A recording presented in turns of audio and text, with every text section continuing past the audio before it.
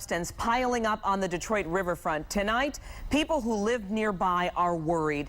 They fear it's toxic, may pose a risk to their health and environment. 7 Action News reporter Julie Bonovich is live in Southwest Detroit. And Julie, what's it all about? Well, Glenda, it was actually residents in Windsor who first noticed the piles. They started making noise about it, and my photographer, Steve Zach, is showing you some construction equipment back there and some lights. That's where one of the mounds of this black stuff is right now, and these crews are currently offloading it onto a freighter. We've seen this activity before, and the mounds haven't disappeared. They still are there.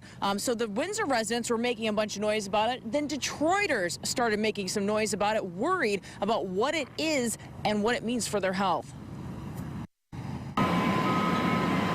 When the big black mounds that sit on the riverbanks of southwest Detroit just appeared one day, residents were puzzled. One of the biggest concerns when we saw the black piles is what is it and where is it coming from? State Representative Rashida Tlaib says residents worry if those black piles are toxic. What does that mean to our fishery? What does that mean to our public health and our environment? So I got 3 bags of it.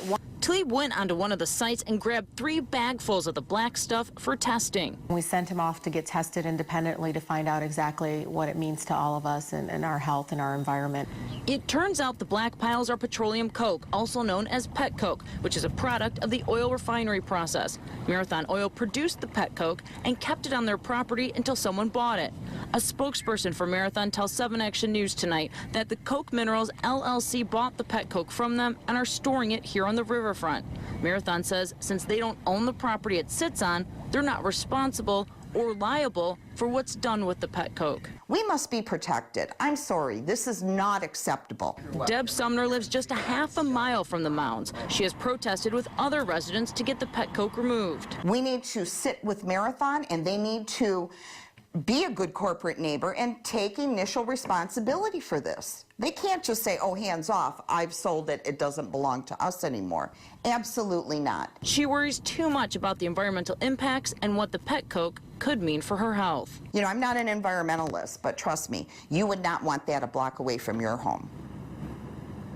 Now, the spokesperson from Marathon Oil claims that the stuff is not toxic. Also, I tried to get a hold of Coke Minerals LLC tonight, called them several times after hours, but they have yet to return our phone calls.